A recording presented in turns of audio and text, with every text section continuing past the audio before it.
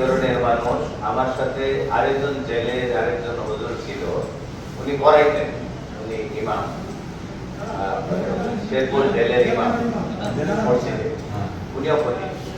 তো আমি যে কথাটা আমি বলতে চাচ্ছি যে আমার আচরণে যদি আপনারা কোনো ধরনের কোনো ভুল বুঝে থাকেন, আমার অজান্তে, আমার জানার পক্ষে আমি কোরআন, ইসলাম এবং হুজুরদের বিপক্ষে এবং আল্লাহ রসুল, আল্লাহ কোরআন এবং ওলামা, যেহেতু আমি ওলামাদেরকে পছন্দ করি, ভালোবাসি আমার জীবনের চেয়েও বেশি, কারণ আমার জীবন, আমি তো সেদিনই মরে গেছি 2018 সালে।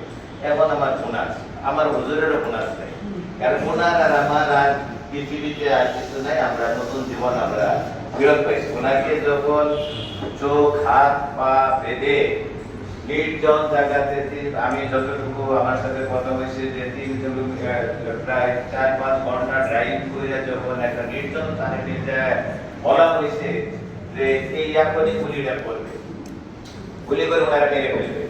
তো উনি তখন হাসতেছেন, আমার লোক দাঁড়ায় গেছে, কিন্তু আপনাদের হয়তো দাঁড়াবে কিনা আমি জানি না। উনি যখন গুলিটা করবে এই টাইমে একটা ফোন গেছে, উনি আল্লাহর কাছে চলে গেছে যে আমি আমার আল্লাহর কাছে চলে যাচ্ছি, আমি আমার আল্লাহর কাছে চলে যাচ্ছি। এই টাইমে আল্লাহ জিবরাইল আলাইহিস সালামকে পাঠাইলেন যে একটা ফোন আসলেন, ওনাকে মারা যাবে না, ওনাকে গুলিটা না করে ওনাকে বললো যে তুই বেঁচে গেলি এই ফোনটার কারণে। আসলে কিন্তু বাঁচাইলেন আল্লাহ, কোনো মানুষ না। জিবরাইল আলাইহিস সালামকে আল্লাহ পাক পাঠিয়ে দিলেন।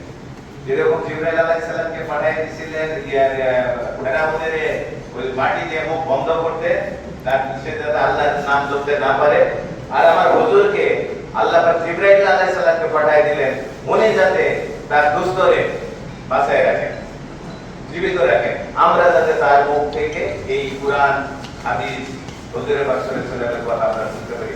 উনি যদি সেদিন মারা যেত, ওনার সাথে হইতে পারতাম না, ওনার এই আমলগুলি আমি করতে পারতাম না। ওনার কাছ থেকে যে শিক্ষা আমি নিচ্ছি, আমি যদি আপনাদের সাথে বক্তব্য দিতে যাই, আমার ঘন্টার পর ঘন্টা আমি কোরআন নিয়ে, হুজুরের কথা নিয়ে আমি আলোচনা করতে পারবো।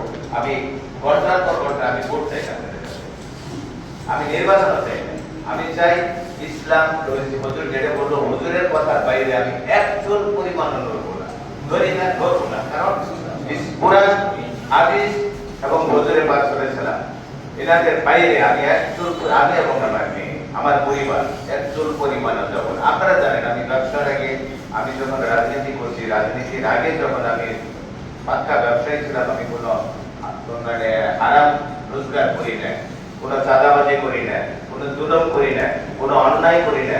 এখন আমার নামে বেনামে কেউ যদি আপনাদেরকে কোনো প্রভাকাণ্ড করে থাকে, মিথ্যা প্রভাকাণ্ড করে থাকে, হুজুরাতের আয়াত বলছে, আমিও ভালো করে পড়ি, অর্থ সহ পড়ি, আপনারা একটু দেখবেন যে মানুষ ইবলিশ হয়ে আরেকজনের কানে গিয়ে বলবে যে অমুক তো তোমার নামে এটা কইতেছে,